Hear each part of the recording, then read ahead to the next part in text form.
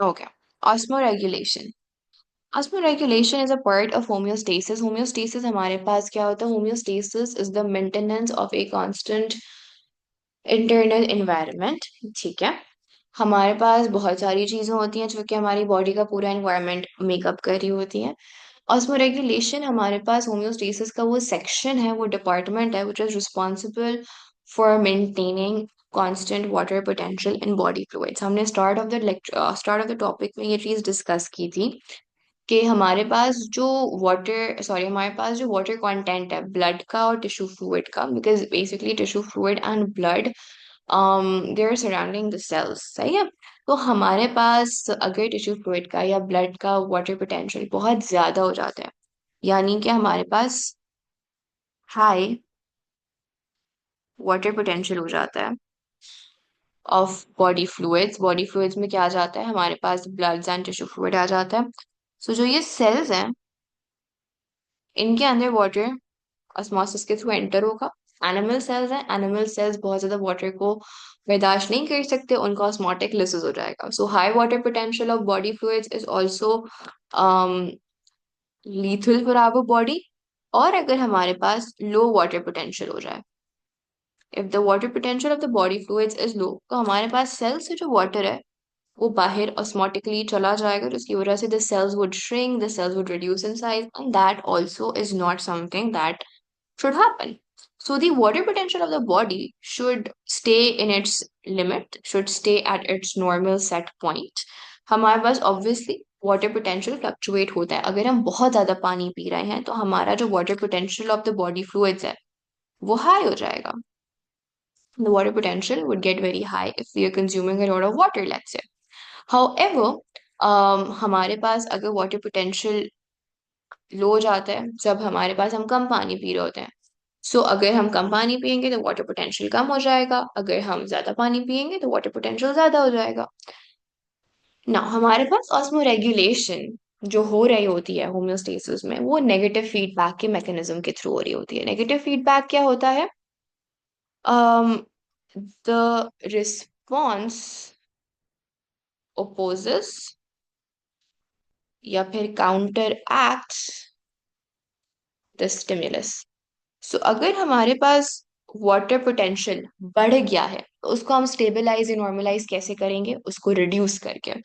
अगर हमारे पास water potential कम हो गया है तो उसको हम स्टेबलाइज या नॉर्मलाइज कैसे करेंगे? उसको बढ़ा के.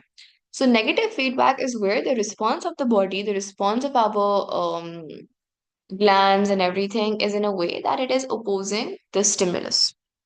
ना हमारे पास एक होम्योस्टेटिक सेटअप में कुछ चीजें होती हैं. स्टिमुलस होता है, क्योंकि स्टिमुलस होगा तभी एक होम्योस्टेटिक रिस्पॉन्स प्रोड्यूस हो रहा होगा. वो जो स्टिमुलस है, जो सिग्नल है, जो deviation from the normal set point है, वो कौन सेंस करता है? रिसेप्टर सेंस करते हैं. रिसेप्टर मैसेज भेजते हैं कंट्रोल सेंटर को. कंट्रोल सेंटर एक मैसेज भेजता है आपके इफेक्टर्स को, और फिर हमारे पास एक रिस्पॉन्स जो है वो प्रोड्यूस होता है.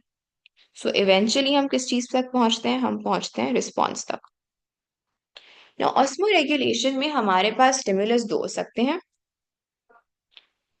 हाइपर ऑस्मोलैरिटी और हाइपो ऑस्मोलैरिटी. हाइपरटोनिक हाइपोटोनिक याद है from as. Hyper osmolarity hypo osmolarity नहीं याद है, दैट्स फाइन. हाइपरटोनिक और हाइपोटोनिक याद है फ्रॉम एएसएमआर.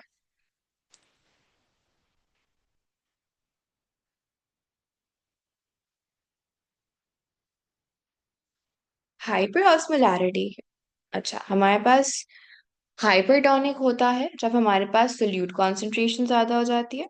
हाइपोटोनिक होता है जब हमारे पास सोल्यूट कॉन्सेंट्रेशन कम हो जाती है. सो हाइपर ऑस्मोलैरिटी का मतलब सोल्यूट ज्यादा, वाटर पोटेंशियल कम.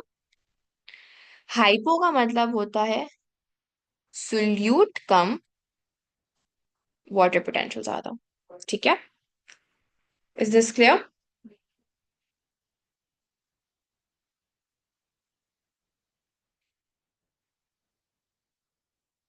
ना, हाइपर ऑस्मोलैरिटी का मतलब ये है, अगर हाइपर ऑस्मोलैरिटी का स्टिमुलस है, हाइपर ऑस्मोलैरिटी का मतलब ये है कि हमारे बॉडी फ्लूइड्स में सोल्यूट ज्यादा हो गए हैं, यानी हमारे पास बॉडी में इलेक्ट्रोलाइट ज्यादा हो गए, ग्लूकोज वगैरह ज्यादा हो गया, वाटर पोटेंशियल कम हो गया। सो अगर बॉडी में, यानी सॉरी, मेरे ब्लड में सोल्यूट ज्यादा हो गया और वाटर कम हो गया, तो हमारे पास वाटर की reabsorption from the luminal fluid ज्यादा होनी चाहिए या कम होनी चाहिए? दिस इज माई ब्लड, ठीक है, and this has more solute, less water. So the reabsorption of the water from the luminal fluid should be more. Prima less क्यों होनी चाहिए? Why should water be absorbed less अगर water potential कम है ना? समझ आ गई? Very good. Now हमारे पास क्या होता है? हमारे पास जब हाइपरऑस्मोलैरिटी होती है इन द ब्लड, तो रीअब्जॉर्प्शन ज्यादा होती है, और हमारे पास इसका जो ऑपोजिट होता है, दैट इज व्हाट, कि हमारे पास ये ब्लड है, इसकी सोल्यूट कॉन्सेंट्रेशन कम हो गई है, वाटर पोटेंशियल ज्यादा हो गया, this is your luminal fluid. Now water हमारे पास ज्यादा रीअब्सॉर्ब होना चाहिए या कम रीअब्सॉर्ब होना चाहिए? Perfect, less.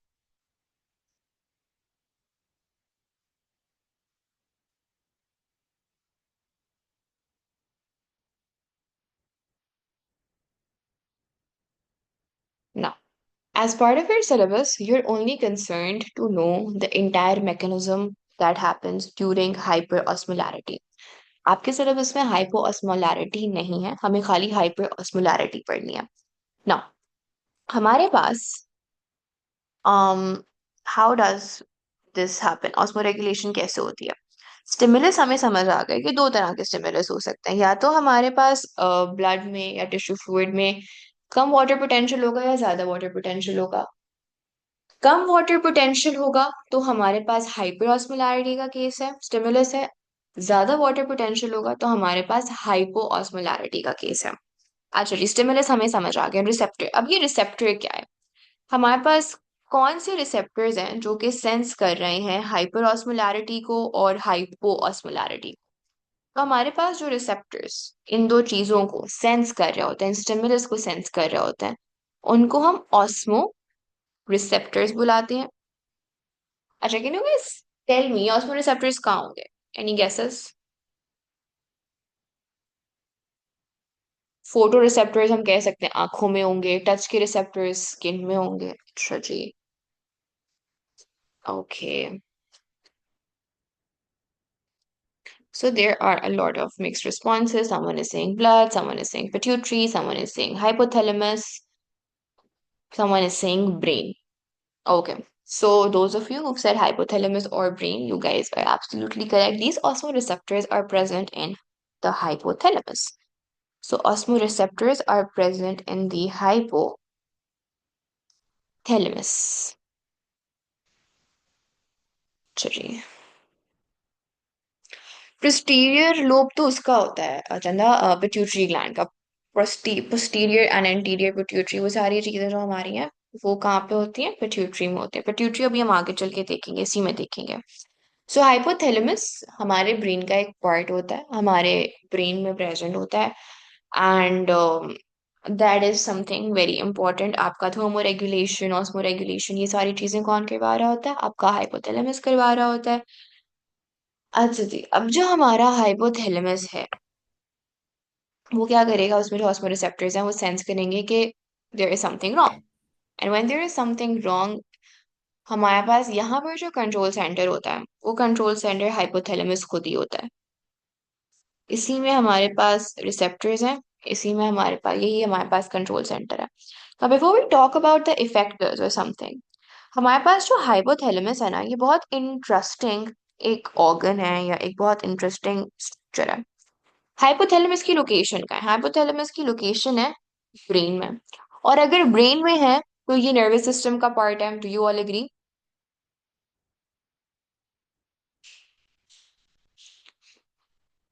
Very good, because hypothalamus is located in the brain, it is part of the nervous system. But हमारे पास हाइपोथैलेमस जो है वो ना सिर्फ नर्वस सिस्टम का पार्ट है, बल्कि ये एक और सिस्टम का भी पार्ट है, which is the endocrine system. Endocrine system is that system which releases hormones and which has the entire your hormonal control wala setup. Now, हमारे पास nervous system and the endocrine system are two separate systems. Hypothalamus दोनों का part है. कैसे दोनों का part है? Brain के अंदर है तो nervous system का part तो है ही. And हमारे पास क्या कहती है, एंडोक्राइन सिस्टम का ऐसे पार्ट है बिकॉज हमारे पास जो हाइपोथैलेमस है it can reduce a variety of hormones. ये बहुत सारे hormones बना रहा होता है. As part of our syllabus हम hypothalamus के कौन सा hormone देख रहे होंगे? हम देख रहे होंगे ADH, which is your anti-diuretic hormone. So the hypothalamus produces ADH, which is your anti-diuretic hormone. Now the thing is that this hypothalamus cannot store this anti-diuretic hormone. इसके पास ये बना सकता है लेकिन उसको स्टोर नहीं कर सकता. स्टोर करने के लिए वो इस एडीएच को भेज देता है एक और ग्लैंड के पास, और उस ग्लैंड का नाम है पिट्यूटरी ग्लैंड.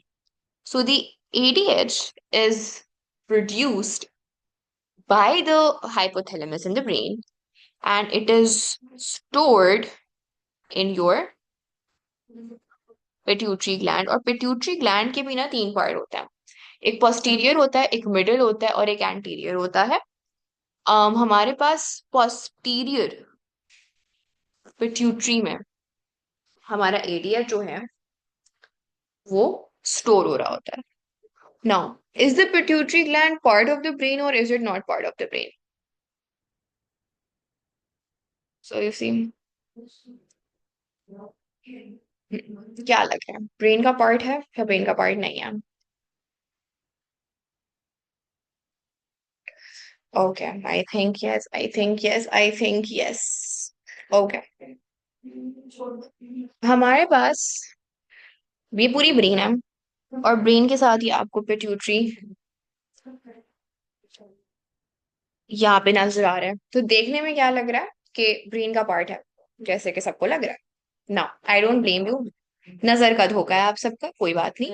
हमारे ये ब्रेन से कनेक्टेड जरूर है लेकिन ये ब्रेन के साथ लटक रहा है. It is not a part of the brain, it is like dangling from the brain. So you won't say that pituitary is part of the brain. Pituitary brain का पार्ट नहीं है, ब्रेन से connected है yes, but ये brain का हिस्सा नहीं है. ब्रेन से कनेक्टेड है इन अ वे कि अगर ये हमारी ब्रेन है सो पिट्यूटरी इस तरह से लटका हुआ है, it's in the middle. So it's connected yes but not part of it. समझ आई?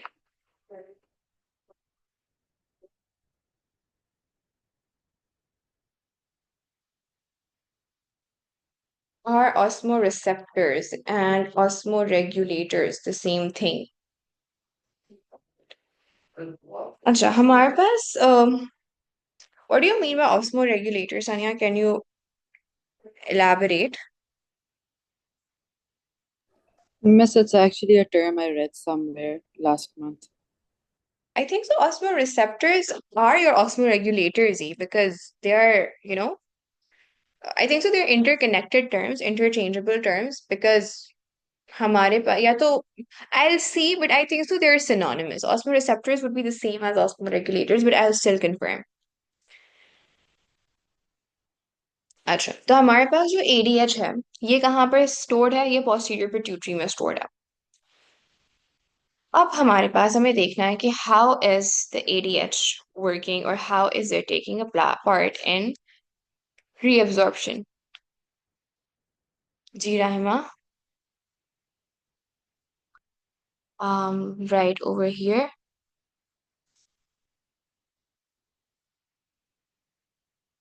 Here, over here.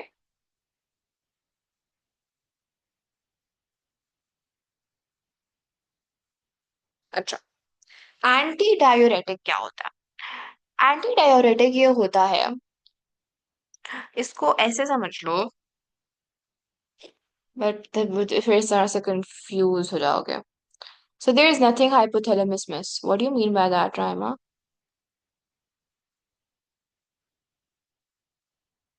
Miss, ji.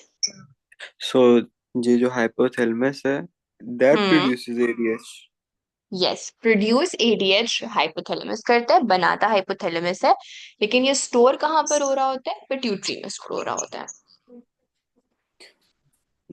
Okay, तो बन ही एक जगह रहा होता है, स्टोर भी एक जगह रहा होता है. तो हाइपोथैलेमस बट का क्या release function? Release miss, release तो ये I mean posterior I mean gland जो है वो रिलीज हम्म. करते हैं ना हार्मोन। यस, बिकॉज जहाँ पे बने हुआ रखा हुआ होगा वहीं से तो रिलीज होगा, जहाँ पे स्टोर्ड होगा वहीं से तो आपका क्या सप्लाई हो रहा होगा ना, right? So the pituitary is like a store house. जब भी एडीएच की जरूरत होगी, कहाँ से मिलेगा हमें? पिट्यूटरी से मिलेगा. ठीक है. Miss, I sent you the message, can you check that? यहीं पर. What is I think hypothalamus in doing? Private. Hypothalamus is making ADH. अगर hypothalamus ADH बनाएगा ही नहीं तो फिर कैसे होगी osmo regulation, Rama? Hypothalamus Rahim, बना रहा सॉरी. है और एक मिनट राहिमा, अम्मार, आपने क्वेश्चन मुझे कहाँ पर भेजा बचा? It's in private. अच्छा, मैं देख लेती हूँ. हाइपोथैलेमस में ऑस्मो रिसेप्टर्स होते हैं. ऑस्मो रिसेप्टर्स हाइपोथैलेमस के अंदर होता है. हाइपोथैलेमस हमारी ब्रेन का एक रीजन होता है. This is the region, hypothalamus. सही है.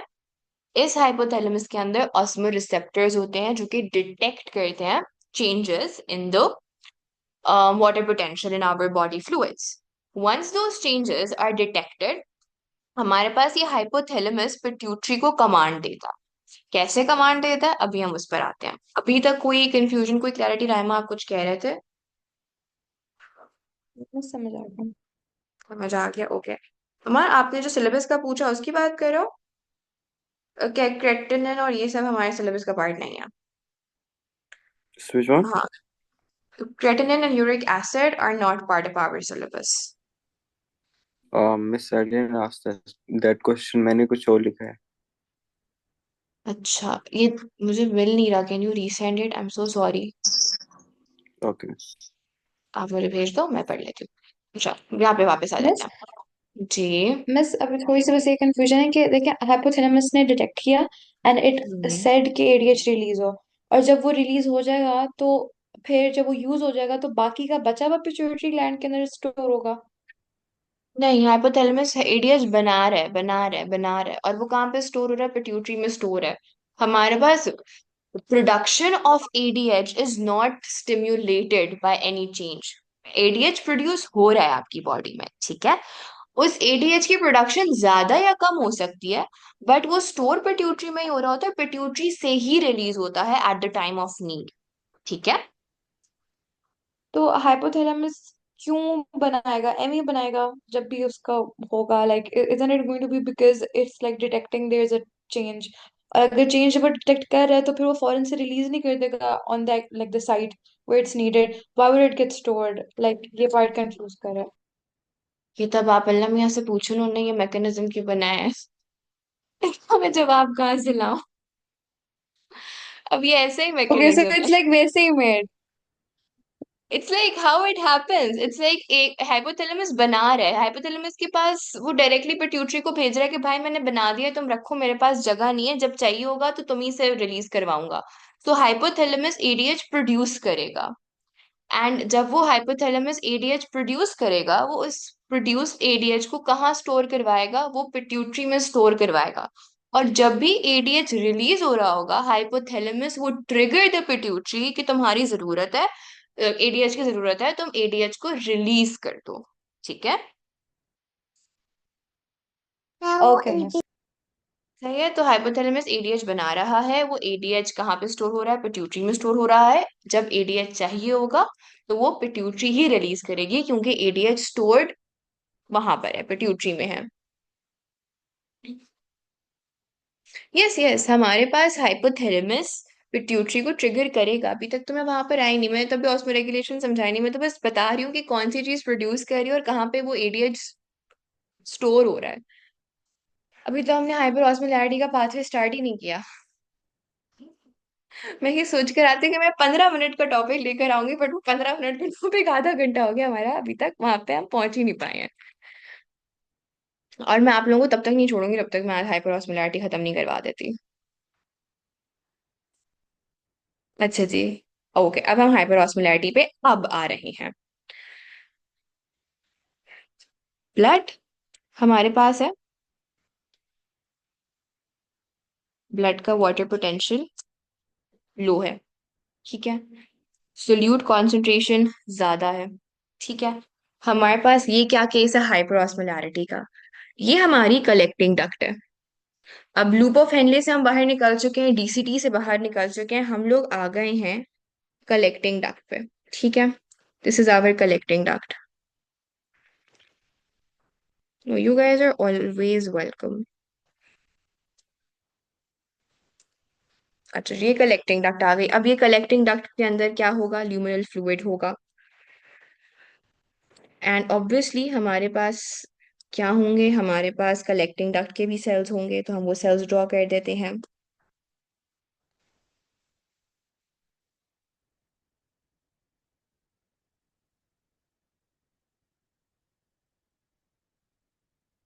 Okay.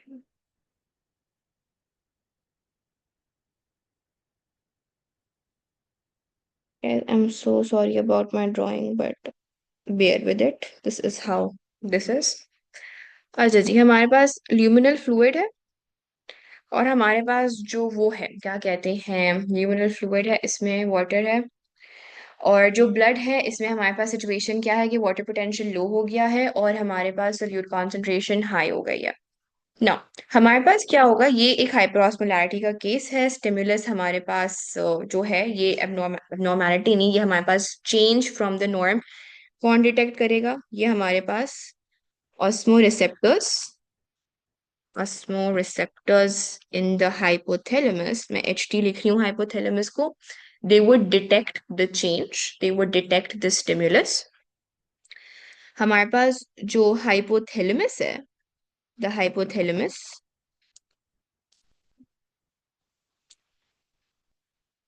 would send a signal to the posterior pituitary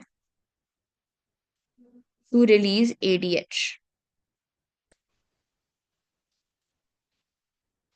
Pituitary to release ADH. हमारे पास जो ADH है वो रिलीज होगा।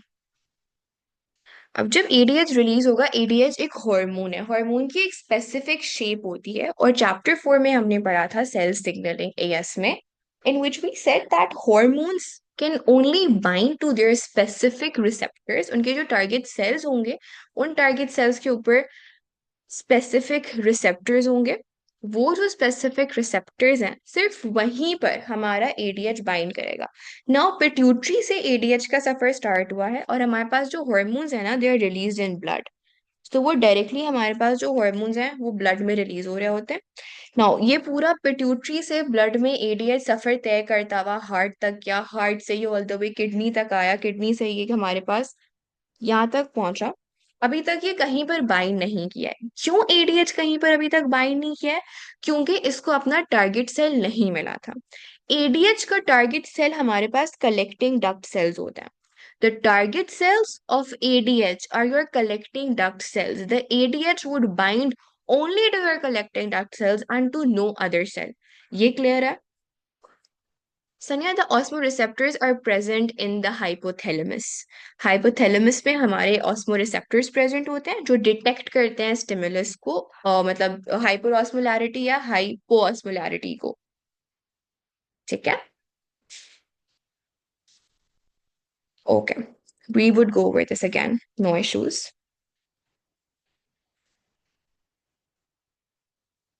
The osmoreceptors are located in the hypothalamus. हमारे पास जब भी हाइपर ऑस्मोलैरिटी होगी या हाइपो ऑस्मोलैरिटी होगी, This stimulus is detected by the osmoreceptors in the hypothalamus. यहाँ तक क्लियर है Sania? Now this hypothalamus sends signal to the posterior pituitary. Posterior pituitary में क्या है? हमारे पास stored ADH hormone है. हमारे पास it sends a nerve impulse, ठीक है, it sends an electrical signal to the posterior pituitary that release ADH. The ADH is released by the pituitary gland. Hormones हमारे पास directly blood में release होते हैं. ADH pituitary से जब release हो जाएगा in the blood, it would travel all the way down to the collecting duct cells, because इसके अलावा वो और किसी cell से bind नहीं कर सकता. उसका target cell है ही collecting duct cell. Now हमारे पास होगा क्या? That once the ADH, बल्कि मैं सिंप्लीफाई कर देती हूँ इस डायग्राम को 1 मिनट के लिए. This ADH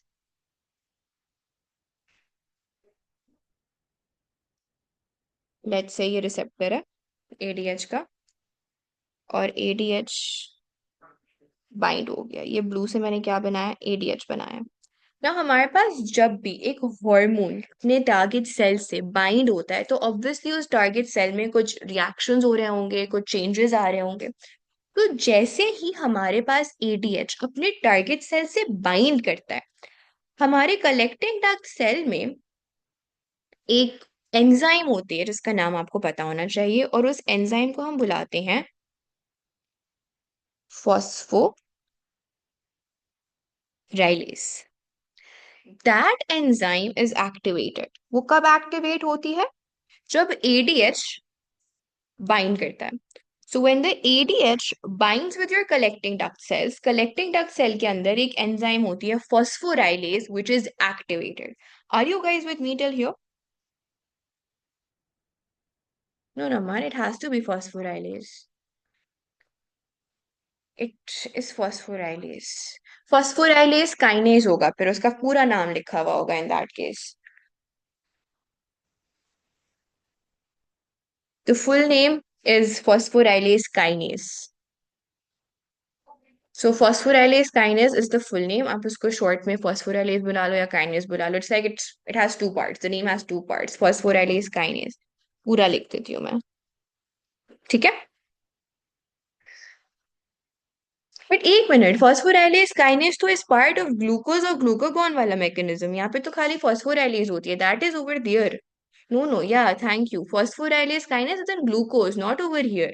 That is in glucose, glucagon thingy. यहाँ पर it's only phosphorylase, सही है? Osmoregulation में it's just phosphorylase. Glucagon जब हम secondary messenger करेंगे वहां पर काइनेज आती है. ठीक है? So it activates phosphorylases. Now what these phosphorylase do, मैं एक और सेल बना रही हूँ collecting duct का, because यहाँ पर जगह नहीं है, so I'm gonna copy it. Once the phosphorylase has been activated, हमारे पास collecting duct cells के अंदर वो होता है, क्या कहते हैं, वेसिकल्स होता है. ठीक है? और इन वेसिकल्स के ऊपर क्या लगे हुए होते हैं? एक्वापोरिन चैनल्स लगे हुए होते हैं. सो लेट्स से ये हमारे पास एक्वापोरिन चैनल्स हैं. Now these vesicles are present in the collecting duct cell. Once the enzyme phosphorylase has been activated, it causes these vesicles to fuse with the membrane which is facing the lumen. Now, हमारे पास ये aquaporins fuse हो जाएंगे with the membrane facing the luminal fluid, जिसकी वजह से हमारे पास the collecting duct cells become more permeable to water. And once our collecting duct cells become more permeable to water, हमारे पास water is reabsorbed through these aquaporins, और हमारे पास वो कहाँ पर आ जाता है? ब्लड में आ जाता है. अब किसी को कोई क्वेश्चन है या कोई पॉइंट मैं रिविजिट करूं?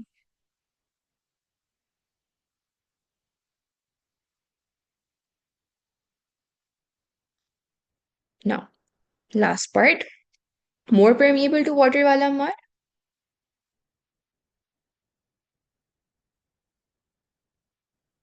Aquaporins क्या होते हैं? Aquaporins are what? Your channel proteins which carry out the facilitated diffusion of water. हमारे पास aquaporins जो हैं वो जाकर एक्वापोरेंस वाली वेसिकल्स जो सेल के अंदर प्रेजेंट थी और मेम्ब्रेन से फ्यूज नहीं थी, वो vesicles which carry the aquaporin channels are fused with the membrane facing the luminal fluid once the phosphorylase is activated. जब phosphorylase activate होती है, it causes the fusion of these vesicles containing aquaporins with the membrane facing the luminal fluid. हमारे पास अब ये जो membrane है इसके पास और ज्यादा डोर्स हैं जिसके थ्रू वाटर एंटर हो सकता है कलेक्टिंग डक्ट सेल्स के अंदर। अमार, डू यू अग्री कि अगर एक्वापोरेंस, Yes, miss. बिल्कुल, हमारे पास अब जब ये एक्वापोरेंस फ्यूज हो गए तो हमारे पास मोर परमिएबल टू वाटर हो गई ये वाली साइड हमारे कलेक्टिंग डक्ट सेल की। मोर परमिएबल का क्या वाटर मतलब हुआ? मोर परमिएबल का मतलब ये the water has more permission. मैं हमेशा कहती हूँ permeability is synonymous with permission. कोई भी चीज अगर ज्यादा परमिएबल है, अगर एक सेल मेम्ब्रेन किसी चीज की तरफ ज्यादा परमिएबल है, दैट मीन्स कि उस चीज के पास ज्यादा परमिशन है सेल के अंदर आने की। So once these vesicles fuse with the cell membrane, हमारे पास एक्वापोरेंस आ गए यहाँ पर। ज्यादा एक्वापोरेंस है, वाटर के पास अंदर आने का ज्यादा रास्ता है, the collecting duct cells become more permeable to water. So the luminal fluid के अंदर जो वाटर है वो एंटर कर जाता है कहाँ पर? It enters into your collecting duct cell और उसके थ्रू वो चला जाता है ब्लड के अंदर और हमारे पास जो ब्लड की ऑस्मोलैरिटी है इट इज देन रिस्टोर्ड। अच्छा, अब क्या होगा? हमारे पास अगर वाटर ल्यूमिनल फ्लूइड से चला गया है CDC cells collecting duct cell के अंदर और कलेक्टिंग डक्ट सेल से हमारे पास चला गया वाटर के अंदर, तो जो ये ल्यूमिनल फ्लूइड है ये मोर कॉन्सेंट्रेटेड हो जाएगा और इसका जो वॉल्यूम है वो भी कम हो जाएगा बिकॉज जो वाटर है वो तो वापस ब्लड के अंदर चला गया, तो जो यूरिन बनेगा as a result that would be more concentrated and would have a lesser volume. Do you all agree?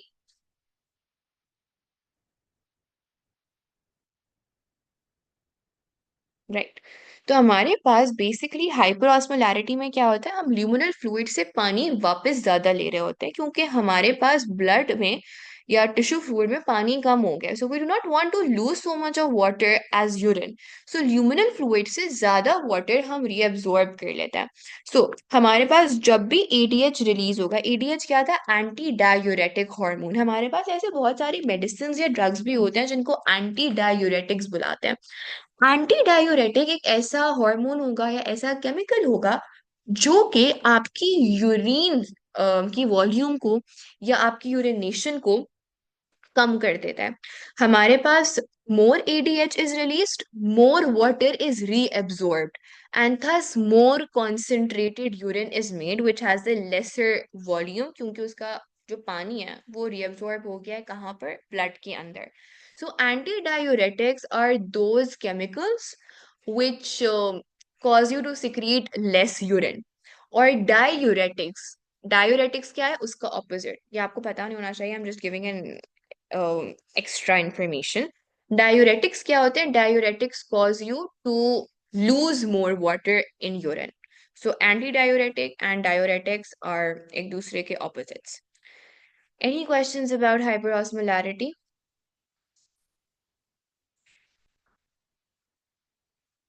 अच्छा, इन दिस केस हमारे पास जो इफेक्टर है वो हमारे पास क्या कहते हैं? Collecting duct cells are the effectors and your pituitary gland is the effector. Yes, caffeine is a diuretic because आप जब caffeine consume करते हो तो आप ज़्यादा urinate करते हो, इसका मतलब है कि आपकी बॉडी से ज़्यादा वाटर निकल रहा है। सो डायूरेटिक की एक बहुत इंपॉर्टेंट एग्जांपल है कैफीन। इवन एक कंडीशन होती है कोल्ड डायूरेसिस, सर्दियों में अक्सर बहुत ज्यादा यूरिनेशन होती है। डायूरेटिक का मतलब है हमारे पास मोर डाइल्यूट यूरिन और more urine is release from the body. So अक्सर लोगों को कोल्ड डायूरेसिस होता है नेचुरली ड्यूरिंग विंटर्स। ठीक है, क्लियर हो गया? Any questions? अच्छा, विद रिस्पेक्ट ऑफ एडीएच की मुझे 3 साइट्स पता चल गई इस तरह से। साइट ऑफ सिंथेसिस या site of production. What, Sanya, what do you want me to repeat? Site of storage and site of action. Tell me, ADH की साइट ऑफ प्रोडक्शन क्या है, साइट ऑफ स्टोरेज क्या है, site of action क्या है? Winters का मैंने ये बोला था दैट विंटर्स में ज्यादा यूरिनेशन होती है, उस कंडीशन को हम कोल्ड डायूरेसिस बुलाते हैं। डायूरेसिस का मतलब क्या होता है? डायूरेसिस का मतलब है मोर मोर डाइल्यूट यूरिन या मोर फ्रीक्वेंट यूरिनेशन। तो विंटर्स में कोल्ड डायूरेसिस हो जाता है because you are losing a lot of dilute urine. That's cold diuresis. Site of production is hypothalamus. Site of storage is posterior pituitary. Site of action is your collecting duct. Perfect.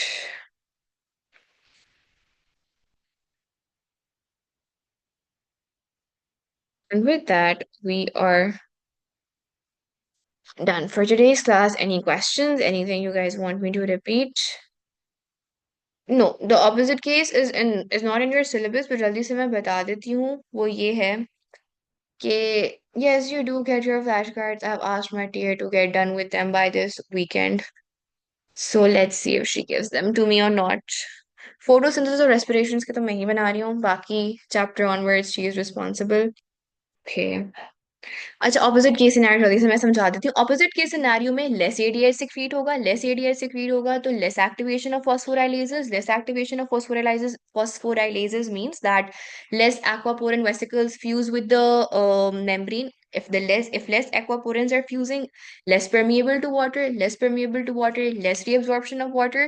If there is less reabsorption of water, urine becomes more dilute and volume बढ़ जाती है urine की। Membrane of CDC हमारे पास ये होता है। या we would be solving end of the topic question Sania. What was the other thing? What other thing, Mutahar? Effector हमारे पास दूसरा क्या होता है? सीडीसी एंड पिट्यूटरी ग्लैंड और क्या, what was the last C in CDC? Cell, collecting duct cell.